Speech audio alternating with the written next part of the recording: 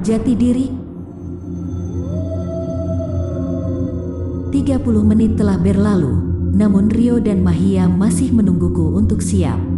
Berkali-kali aku menarik nafas panjang, Rio pun selalu mengingatkanku untuk beristighfar.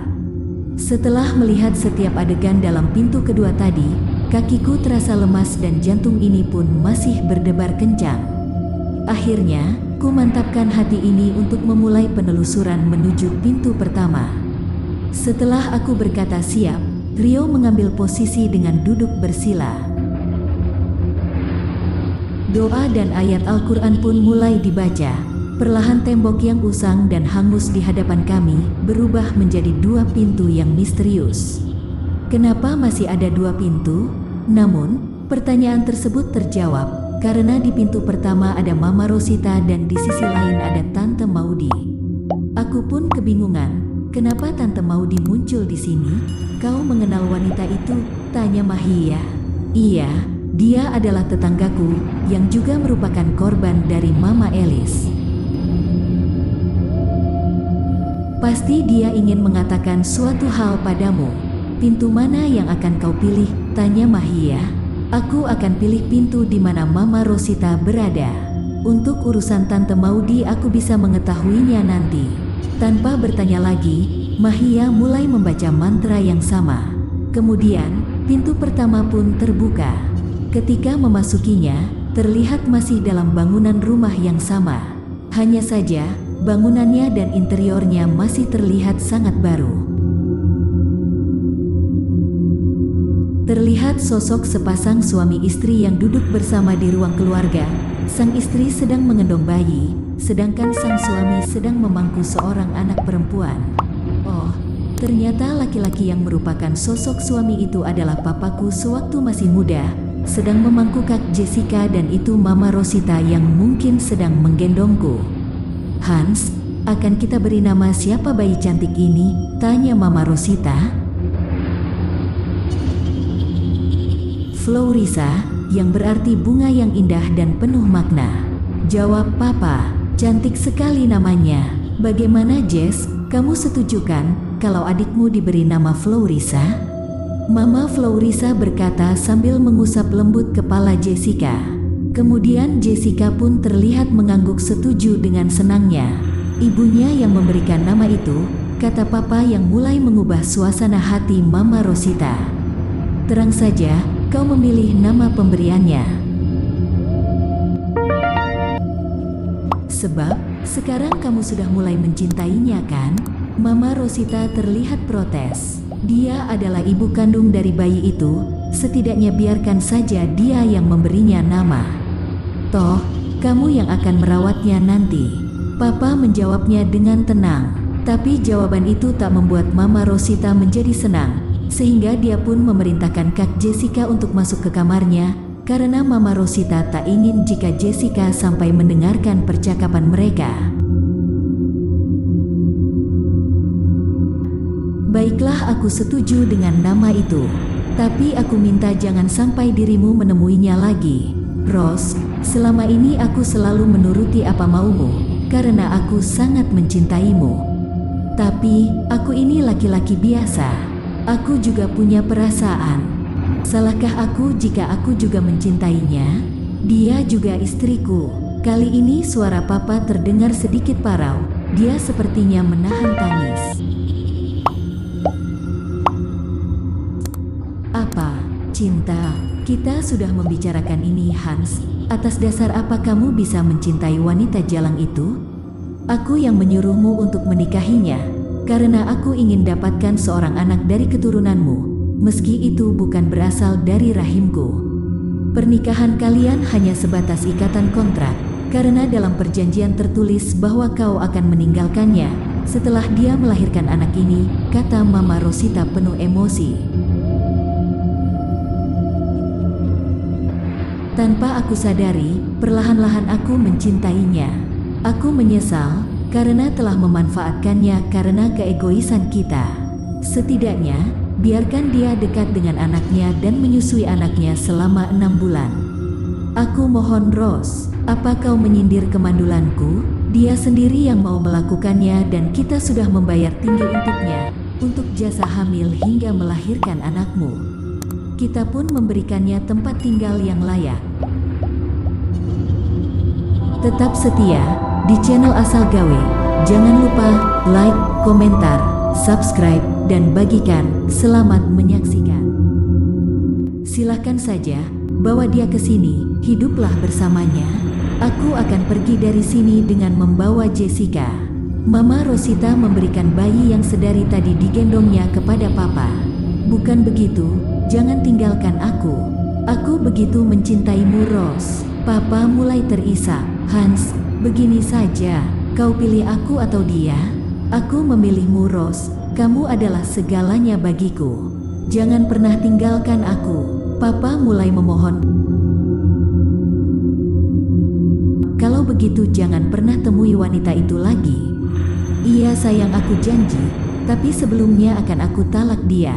Aku menikahinya secara sirih sehingga tak perlu menceraikannya secara hukum. Baiklah, berikan Florisa kepadaku. Kita akan bawa Jessica juga. Ayo pergi menemui dia. Aku ingin kamu menalaknya langsung di hadapanku. Adegan demi adegan aku lihat dengan penuh tanda tanya besar. Sebenarnya siapakah ibu kandungku? Dan aku pun tak tahu apakah tindakan yang dilakukan oleh Mama Rosita itu benar ataukah salah. Selepas mereka pergi, sampailah mereka di rumah kecil yang sangat sederhana. Di sana ada seorang wanita tua yang terlihat senang menyambut kedatangan Mama dan Papa. Aku dikejutkan dengan sosok seseorang yang amat aku kenal. Ternyata dia adalah Elis. Tapi, kenapa Elis ada dua? Maaf Bu, kedatangan kami kemari hanya ingin mengatakan bahwa sesuai dengan kontrak perjanjian antara saya dengan Alisa, saya ingin menalaknya dan hak asuh anak berada di tangan saya. Papa memulai pembicaraan. Apa maksudmu?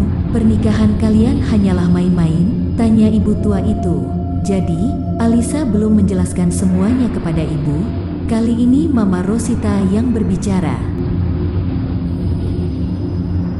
Maafkan aku Bu, aku hanya ingin mengubah kondisi perekonomian keluarga kita.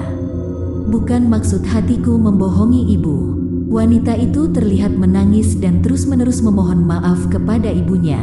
Lisa, asal kamu tahu saja, walaupun kita miskin, tidak seharusnya kamu menjual harga dirimu, kata seorang wanita yang mirip dengannya. Nah, dari sini aku sadar bahwa Elis dan Alisa adalah saudari kembar. Alisa adalah ibu kandungku. Aku mencoba mendekatinya, ingin sekali aku memanggilnya Mama, sambil memeluk tubuhnya. Tapi usahaku sia-sia karena aku tak bisa menyentuh sosok di hadapanku itu. Karena setiap adegan tersebut hanya sebuah film layar lebar saja. Lakukan Bang, talak aku. Alisa berbicara sambil memejamkan mata. Terlihat sekali dia sedang memejamkan mata. Baiklah, hari ini kamu aku talak 3. Selesai sudah hubungan kita. Sampai hati Papa melakukannya. Bahkan Papa dan Mama Rosita pergi begitu saja, tanpa membiarkan Alisa untuk mengendong anaknya, diriku, untuk terakhir kalinya. Ternyata setiap adegan itu telah berakhir. Aku dan Mahia sudah berdiri di tempat di mana Rio berada.